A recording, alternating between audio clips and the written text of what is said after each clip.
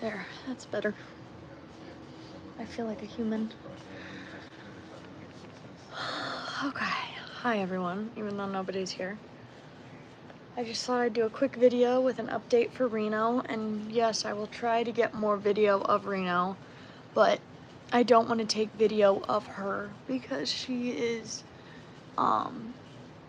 young, so I'm taking video for her to watch later, but I'm not, like, sharing that, and I'm not gonna go live with her writing for her privacy because I care a lot about protecting youth.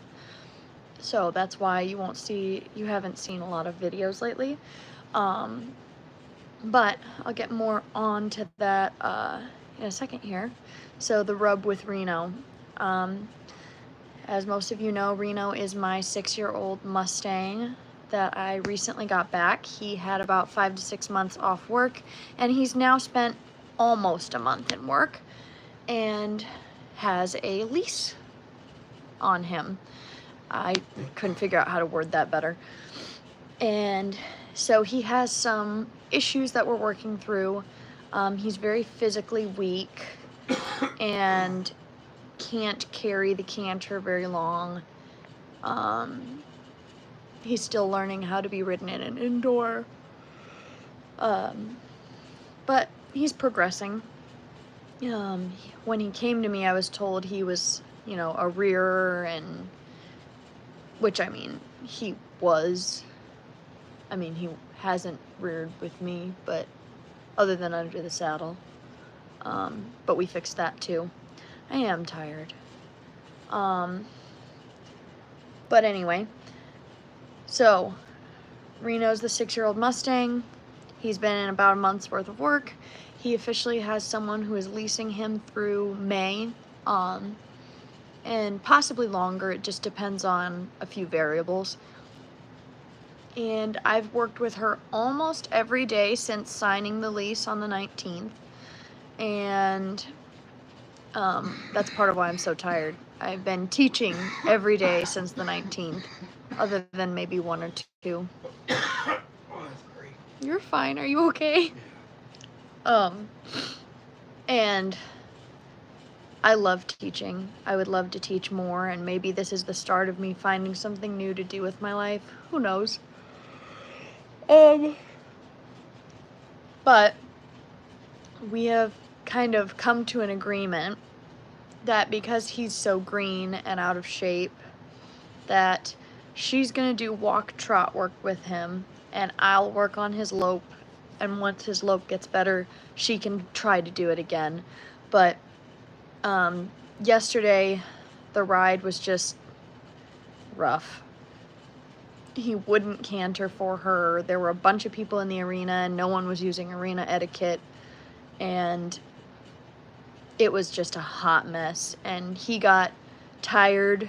I think I didn't properly advocate for him and give him enough breaks to kind of catch his breath, come back down. And so when we did try to ask for the canter, he was exhausted, frustrated, and just it was bad. He was kicking out. It got to the point where I told her, stop in the middle, I'm gonna get on him. And then he really kicked a lot because I was not going to allow him to win that. And we got a few good canters, and then I gave him a break after each canter. I had her get on, get a few successful canters, give him a break after each canter, and we called it a night. So then today, I went before my lesson with her and just worked on loping. I literally got him out of the field because I had like less than 30 minutes.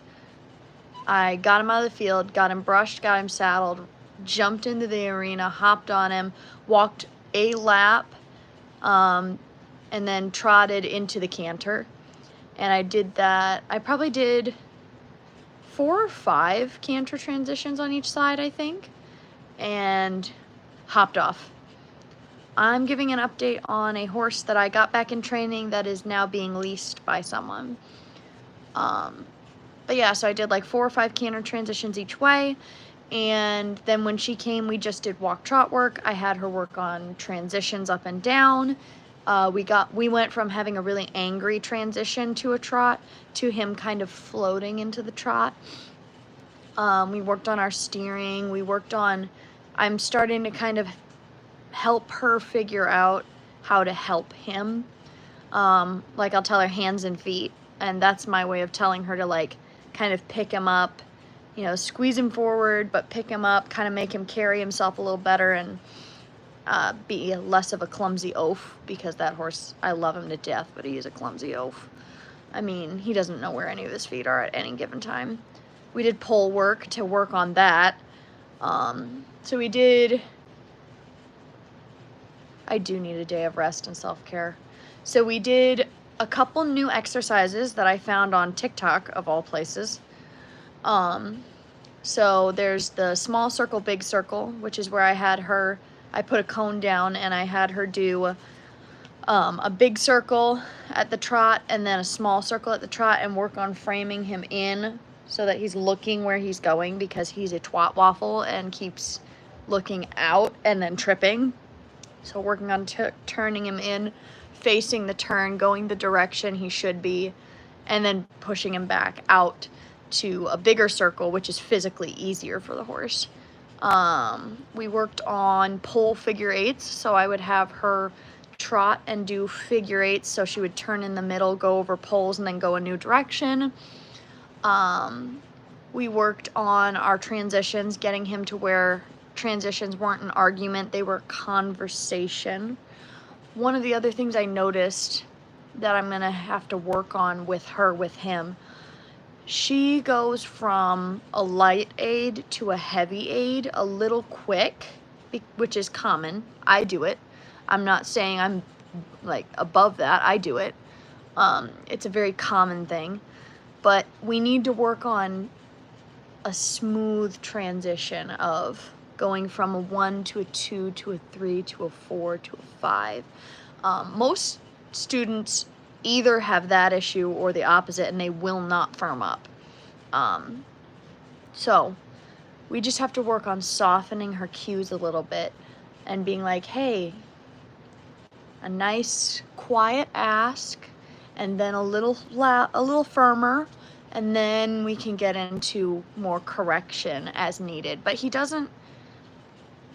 the more we worked on those transitions and her asking a little quieter and using her body more, the better and better and better his transitions got for her. So I think it's really just a matter of me learning how to communicate with her so she can communicate with him, because I can communicate with him and she can communicate with me. It's just getting me to communicate with her to communicate with him. And we did, let's see, what else did we do? We did speed work within the gate, which is very important and not enough people do. So because he's got such a bouncy trot and she's not the most balanced, neither am I, not judging or anything, just pointing it out. I would tell her to fast post or slow post to work on. So when she fast posts, he needs to pick up, get up there, like trot like he's got somewhere to be. And then slow trot, I wanted her to dramatically switch speeds and go to a slow post. And he sucked back pretty good. It's pushing him forward that's requires a lot of effort. And she did great, and he did a lot better because he didn't get mad when she asked him to go faster. He just was like, okay, and did it. And then one of the last things we did was starting him on the barrel pattern. So I had her walk it one time, and then I was like, okay, now just trot it. And after each time you do it, pet him. And on the last run of the night, she actually got him to lope from the line where the barrels were to the end. And I was like, did you lope? Because I was talking to somebody. And she was like, yeah, a little bit. And I was like, cool. Because that's been the biggest issue, is he doesn't want to lope because he's so weak. And So the fact that he offered the lope was pretty cool. She is a really awesome young lady to work with. She's super positive, super respectful, dedicated. She's tough. She doesn't bat an eye when he gets mad. Doesn't bother her. She just keeps asking, keeps working. I really think she has so much potential, and I'm really excited to see what she does in the future. Reno is doing a lot better. I'm really happy with him. He still has a long way to go, but it's only almost 1 month that he's been getting back in shape, so you can't really fault him for being weak. Today was definitely a much better ride. He was awesome for me.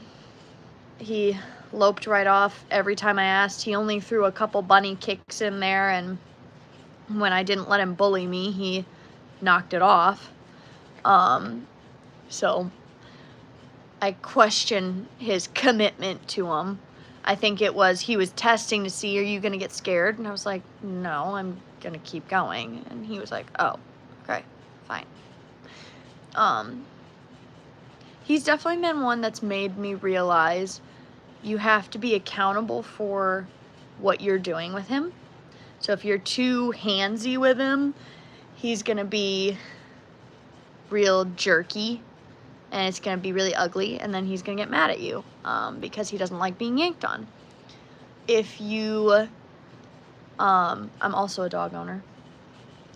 If you go straight to belting him in the sides, doesn't go well.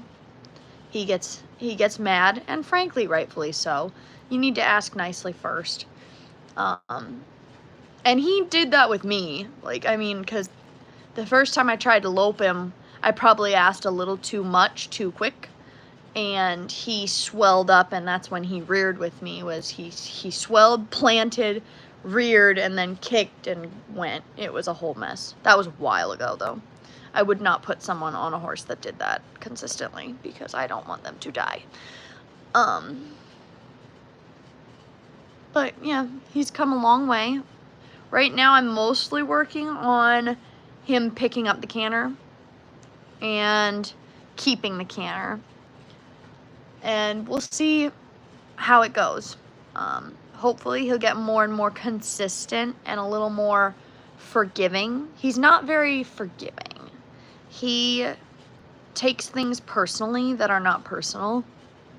And he's like, if you don't ask me exactly the right way, I'm not doing it. That's pretty much Reno.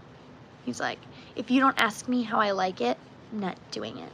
It's like, okay. So that's just, he's got to learn to be more tolerant. She's got to learn how to talk to him how he likes it. They kind of got to meet in the middle on that one. Which is something I never recognized, because before I was the only one that ever rode Reno. I don't have a lot of friends, and I don't have a lot of friends that want to ride, or they're friends that want to ride. I have lots of those. So I've never had someone else ride my horse and tried to explain how to ride my horse. So then this has been very educational for me, and in a good way, not in a bad way. Because, you know, there's some things you're like, oh, it was a lesson, and it's not a good one. This is a good one. It's teaching me how to communicate with someone, how to explain things in more than one way, and it makes me have to have a reason for everything I do. Because if I'm asking someone else to do it, I need to be able to explain why we're doing it. It's made me more aware of all the small things that I do that make him look better. Like, I never knew, okay, I supported him a lot more than I thought. No, I'm not from Texas. I did live there for a year, but I'm from Indiana. I never realized how much I would support him or pick up that shoulder as he dropped, or even the way I would cue for the canter, I was like, oh, I never noticed that what I do is I kind of squeeze, hug him with my legs, and then I alternate my heels a little bit and push him into it, and then I'll add the little bit of crop as needed. It's made me have to become a little more detail oriented, which is awesome because I need that. I'm kind of a vague idea person, and I figure out the details on the way. And this has made me have to be better about the details. But yeah, I can't say enough good things about the girl that's riding him. She's awesome, super sweet, super friendly, tough. You know, she's just committed to it. Hasn't batted an eye even when he's being a twat. If only we could have the wisdom and hindsight beforehand. Some things you can learn from books. Some things you can learn from doing and doing wrong. And that's the biggest thing with the lessons is I've realized, oh, I taught that wrong. I need to reteach that. I need to re-explain that. That didn't make sense, you know? It's made me have to be accountable for my language and my practices. But yeah, he's shaping up really nice. I think doing only trot work for her made him less angry because he was like, oh, we're not gonna fight. Because right now he views the canter as a fight all the time, always. It's a fight, it's a battle, like bared teeth, cocked hip, kicking out, the whole thing. And when she only did trot work, he actually almost loped multiple times and then did lope once. I always think it's so funny. When you don't want them to go, they'll go, and when you want them to go, they won't go. It's just the fun little dichotomy that is horses. But focusing on her walk trot, her balance, her aids, his steering, and his posture, and his speed control, working on everything but the canter made his canter better. And I think people forget that. The canter won't be good if your walk and trot are trash. If your walk and trot, you're floundering around, why would the canter be any different? And I think focusing on the walk trot for her for a little bit will help her become more balanced, more used to how he moves, more used to his cues, and help her to be able to ask for the faster gait without losing those other fundamentals. Because before, when she would ask for the canter, she'd lose her steering and he'd like cut in, and it was a hot mess, which is frustrating. So tonight we focused on her steering and her control and moving his body. That's the other thing. We did rollbacks, which she had never heard of, and my boss had never heard of, which I thought was kind of funny. But we did some rollbacks at the walk, and hopefully those will get better. But that one's a really good one. What do I think of the use of bandages and leg braces for horses? I don't know of any leg braces for horses. Bandages are fine. I'm assuming you mean polo wraps. They serve a purpose. But yeah, I just wanted to give a little update on how old Reno is doing. Because she has leased him. Good girl. I'll be able to move my other horse, who's in Michigan, down here and finally get to work with her and maybe place her somewhere, because I got her on a trade and I just haven't gotten to work with her because right after I got her, they called me and asked me to take Reno back, and I wasn't going to let him go somewhere bad, because when I heard what he did, I was like, well, I kind of have to take him, or else he's gonna go somewhere bad. So, and then I had another lady message me with a Mustang that's even worse. It, I guess, bolts and rears. How many am I working with altogether? Right now, just the one. I have a client horse that I have to start riding again. I haven't yet because of winter, and I'm the worst at scheduling. And then, yeah, so I just have the one that I'm consistently working with, and then once the other one moves from Michigan, I'll work with that one. So then that would be like 2 or 3. I only take 1 or 2 at a time because it's a lot financially and I do it all by myself. And I don't want to dig myself a hole and be a bad owner. So, yeah. Needless to say, if somebody gave me a free horse, it doesn't really count. But, yeah, that's the Reno update. He's doing good. He's a lot better. He's getting in shape. He still has a long, long way to go. Needs to get, like, a lot more in shape. But he's doing better, and his attitude is improving, and that's huge.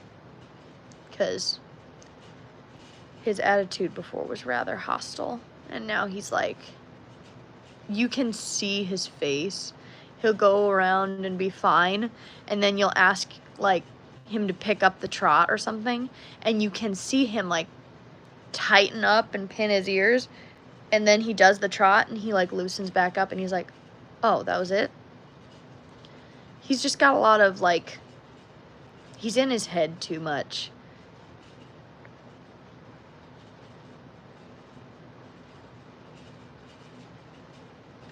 I wouldn't want to create a breed. There are plenty of breeds. I'd want to create a facility that took care of Mustangs.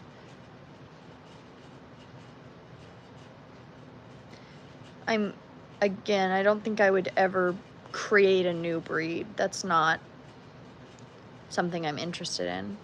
When I buy project horses, I look at a bunch of horses and I can tell you what traits I look for in those.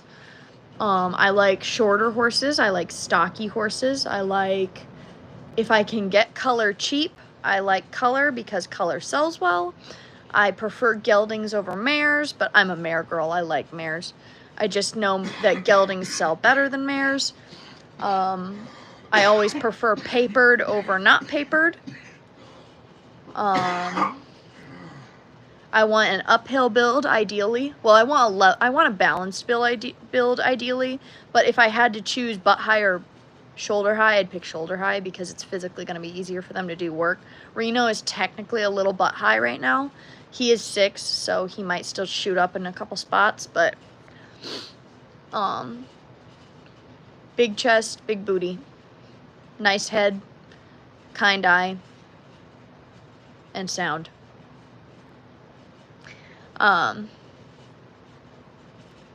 Yeah, sound's a big one. Not a lot of sound horses anymore. So many people who drug their horses and claim their sound and then attack you when you tell people that they drugged a horse to make it sound. I have known many a trainer to do that. It's really sad. I've known a lot of bad trainers. I've also known a lot of good trainers. I feel like I've known some of the best and some of the worst of the worst. Most of the horse trainers in my area are nasty. They are vengeful for no reason. They are deceitful and judgmental. And yet, I've also met some of the best horse people I've ever known.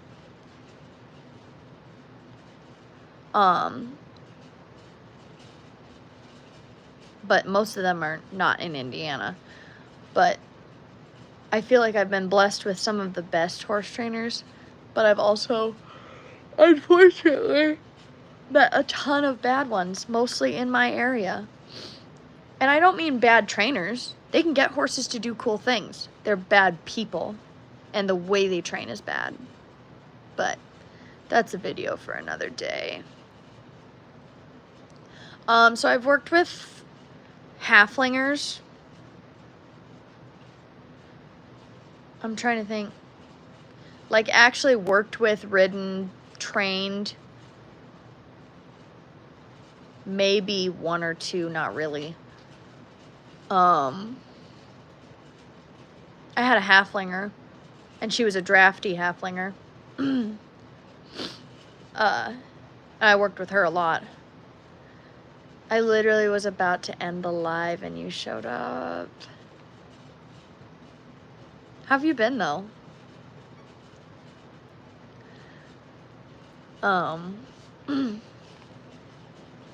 You're so funny. OMG, I finally made one.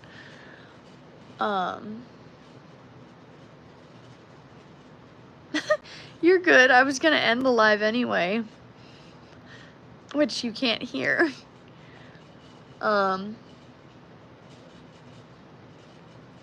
Yeah.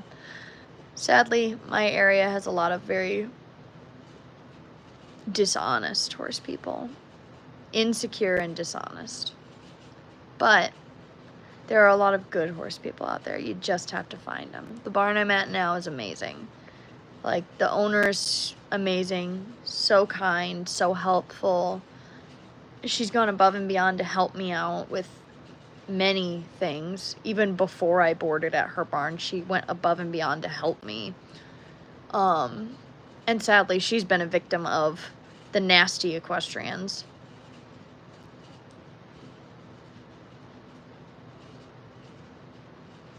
Horse training, that's what this channel is about. Unfortunately, she's been the victim of some pretty nasty people. I tell you the stories she's told me. I won't repeat them for her privacy because she's been through so much unjustly. I will put this out there. If your horse was starved, they don't develop choke. They eat the same speed whether they were starved or not. And that's all I'll say. So who knows if that crazy lady ever sees this video.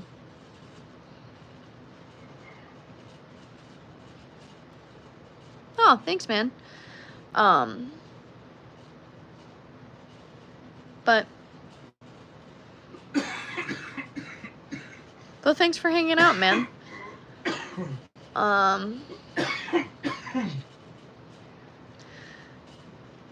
But yeah, I just wanted to share the Reno update. He's doing a lot better. Tonight was like... tonight was actually like a really great ride. Both for me and for her.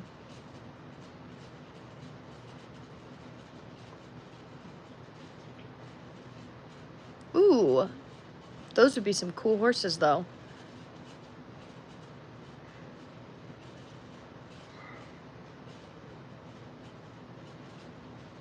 Oh, so I actually haven't moved her yet. I actually was just talking about, now that I have someone who's leasing Reno, I should be able to move her and then go from there. I have not decided on a name. I've just been calling her May because I don't know her well enough to change her name. Like, I don't know her personality. I don't know what she's like. But hopefully around the end of this month, once I get my leasee a little settled and, you know, taken care of with Reno, she will move to the barn. I'm kind of actually just waiting on my health papers for her because her previous owner still hasn't sent them, which is fine. She's a busy girl. She sadly lost a horse that she fought to save. He was too far gone. When she got him, you could see all the bones in his body. His legs were messed up. And she gave him a really great life for, I don't know how long she had him, but she gave him a really good life and saved his life. And May's. They came from the same place, I believe. But I'm just waiting on those health papers. Then once I have those, I feel like I can move her.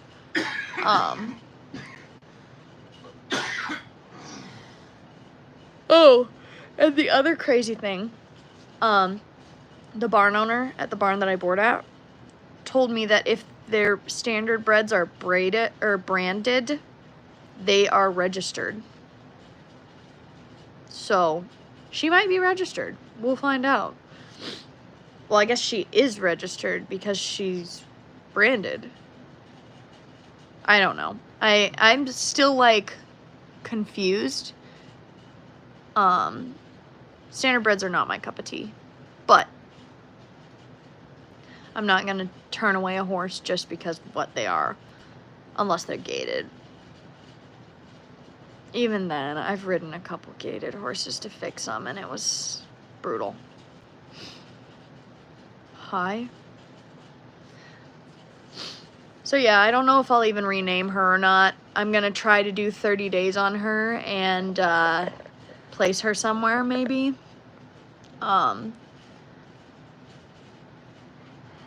Because I had someone message me about another Mustang, and I feel bad for him.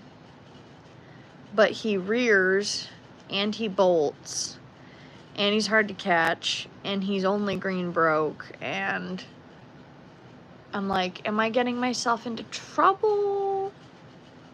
But I think the girl who had him before the girl that has him now rode him bareback. Don't look at me like that. Tyson's looking at me like, why are you even considering this? He's grinning.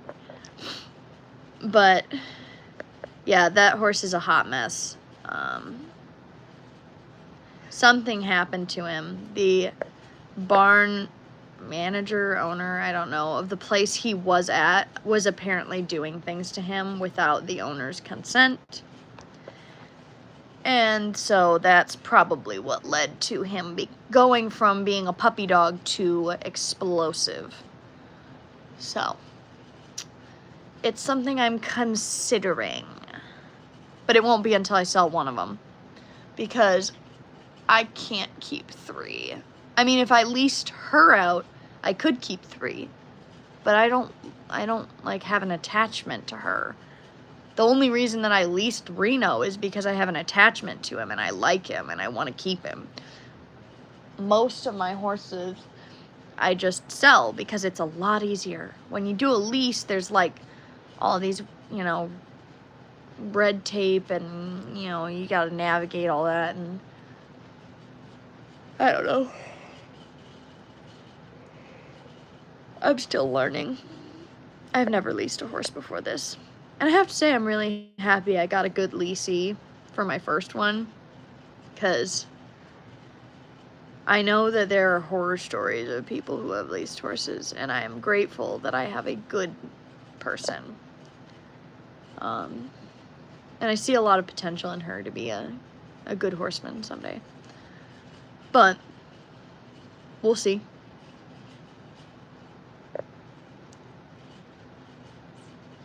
No, I'm not planning on keeping May. I'm not opposed to it, but I'm not planning on it. She would have to become pretty spectacular for me to want to keep her. Mainly just because my business is buying, training, selling, not buying, training, keeping. The more horses I keep, the more expenses I have. Which is actually not true, because with the lease, Reno's lease is covered. I am going to have a chiro come look at him because I want to rule out that he's not out somewhere. Speaking of which, I need to message my chiro. I need to text my farrier to have him come trim him. I need to message my chiro to come adjust him and see what's going on with that.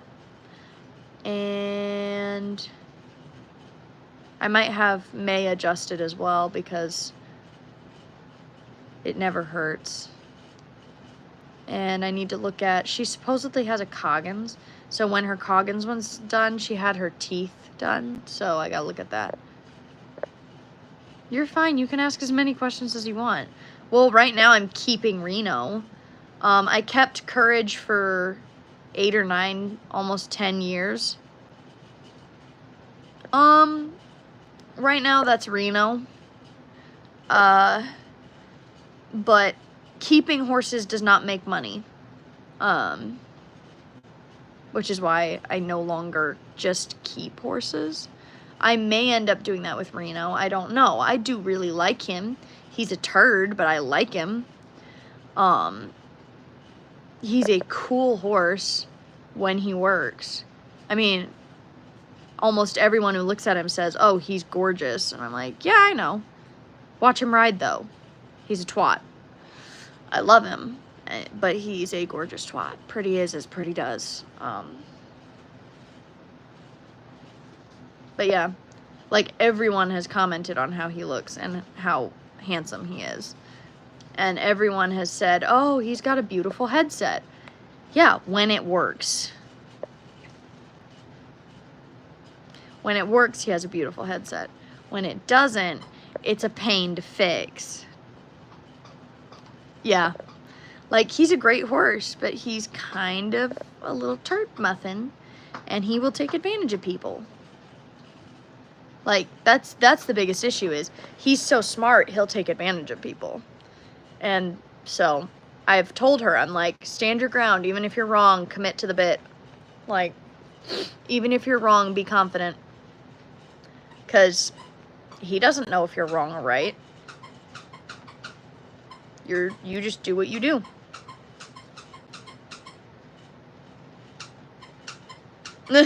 He hates having a job. I think right now Reno just anticipates a fight in everything and doesn't realize it's not a fight, it's just a conversation. He's used to screaming matches instead of conversations. And that's not because anyone ruined him. That's because that's how he is. He was beaten before I got him. So he has that in the back of his mind always. He always has that, someone's out to get me, I'm gonna get hurt, I have to protect myself. And he's gotta learn, no one's gonna get you, no one's gonna hurt you. It's a conversation. So it's not that anyone ruined him, other than the woman that beat him. She ruined him. But it's not that anyone who rode him, ruined him, did anything wrong. Nobody did anything wrong. The only thing they did wrong was that he sat for too long. And even then, they can't control that. The only one who did something wrong was Reno. He made a bad call. But he's not that way because someone messed him up while he was gone. He's that way because that's how his brain works. He anticipates a fight in everything. And frankly, so do I. So I empathize. That's my biggest issue, is I anticipate and prepare for a fight that then never happens. And he does literally the same thing. Maybe that's why I like him so much, is because I see a lot of me in him. Like, kind of mean, kind of a turd. Hey! Someone's being salty. You know, he's kind of mean, kind of a turd, but also kind of cool.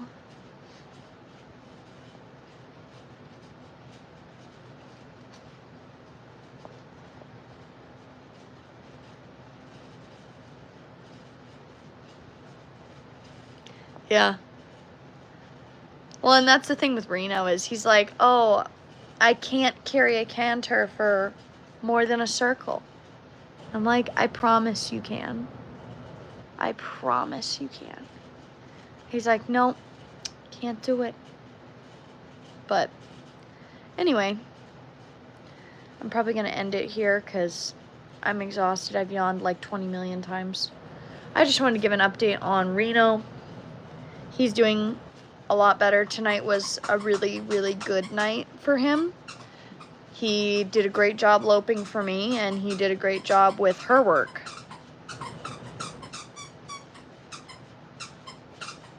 Exactly, that's how Reno is too. So yeah. He's come a long way. He's still got a long way to go, but he's come a long way in only a month. So we will see how he does with continued lessons and riding and whatever we do. I'm always looking at different exercises that we can try for him and for her, because, you know, it was really good seeing you again. But I'm hoping.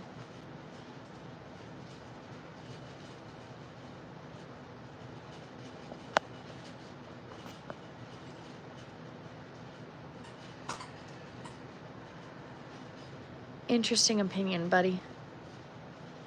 But anyway, thanks to anyone who hung out. Have a great night.